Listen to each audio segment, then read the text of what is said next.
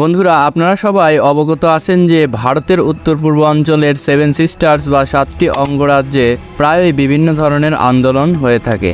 এই 7 সিস্টার্সের অধিবাসীরা দীর্ঘদিন সংগ্রাম করে চলেছে ভারতীয় আগ্রাসন থেকে নিজেদেরকে মুক্ত করার জন্য, যার পরিপ্রেক্ষিতে অসংখ্য স্বাধীনতাকামী সংগঠনের আত্মপ্রকাশ ঘটেছে এই রাজ্যগুলোতে।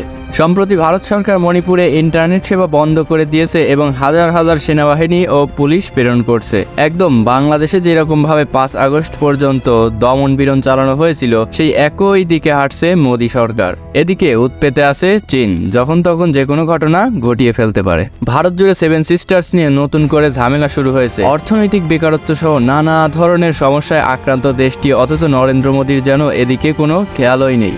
তিনি হতে চাইছেন বিশ্বমানের নেতা। নিজের দেশের সমস্যা মোকাবেলা বাদ দিয়ে ইউক্রেন রাশিয়ার যুদ্ধ নিয়েই মাথা ব্যথা যেন তার বেশি। জম্মু কাশ্মীর নিয়ে পাকিস্তানের সাথে আগে থেকেই বিরোধ চলছে। এর মধ্যেই 7 সিস্টার্সের অরুণাচল প্রদেশে চীনা সেনাদের ভারতীয় ভূখণ্ড দখলের খবরে হইচই পড়ে গেছে। পশ্চিমবঙ্গে আরজেকর কাণ্ড রাজনৈতিক বিরোধের রূপ নিয়েছে, যা নিয়ে তৃণমূল কংগ্রেসের সাথে চূড়ান্ত উত্তেজনা চলছে শাসক দল বিজেপি। এবং এই পরিস্থিতিতে দেশটির মণিপুর অঙ্গরাজ্যে শুরু হয়েছে নজিরবিহীন সংঘাত। মণিপুরের ছাত্র জনতা শিক্ষা প্রতিষ্ঠান থেকে ভারতের পতাকা নামিয়ে নিজেদের পতাকা উত্তোলন করতে শুরু করেছে। গেল 1.5 বছর ধরে বিদ্রোহের আগুনে পুড়ছে উত্তর পূর্বাঞ্চলীয় 7 সিস্টার্সের এই রাজ্যটি। জাতিগত সহিংসতায় প্রাণ গেছে 2 শতাধিক মানুষের। একটি দুটি নয়, প্রায় 40টি সশস্ত্র সংগঠন সক্রিয় আছে ভারতের মণিপুর রাজ্যে। এর মধ্যে শুধু মেইতেই জাতিগোষ্ঠীরই সশস্ত্র সংগঠন 21টি। অন্যদিকে কুকিদের রয়েছে 10টি সামরিক সংগঠন। তাদের হাতে রয়েছে অত্যাধুনিক সমরাস্ত্র।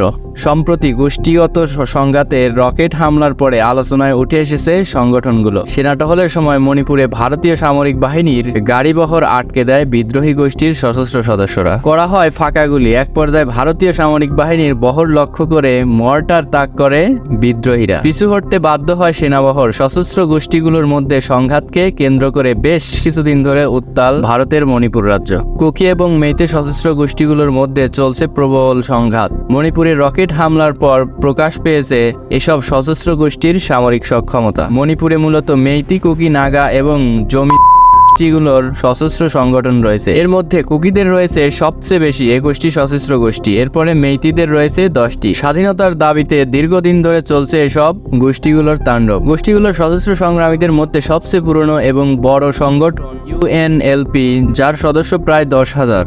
অন্যদিকে কুকি সশস্ত্র গোষ্ঠীগুলোর বেশিরভাগই পরিচালিত হয় মিয়ানমারকে কেন্দ্র করে। বন্ধুরা, এই সকল সংগ্রামী গোষ্ঠীগুলোকে ভারতীয় সরকার দমন পীড়ন করতে পারছেন। বিভিন্নভাবে তারা এই 7 সিস্টার্স তথা মণিপুর রাজ্যে সংঘাতের সৃষ্টি করে চলেছে, যার ফলে ভারত সরকার হাজার হাজার সেনাসৈন্য এবং পুলিশ মোতায়েন করছে এই 7 সিস্টার্সে। বন্ধুরা, আমাদের আজকের এই ভিডিওটি কেমন লাগলো সেটি অবশ্যই কমেন্টসের মাধ্যমে জানাতে ভুলবেন না। আর এরকমই সব ইন্টারেস্টিং ভিডিও পেতে অবশ্যই আমাদের চ্যানেলটিকে সাবস্ক্রাইব করে পাশেই থাকবেন।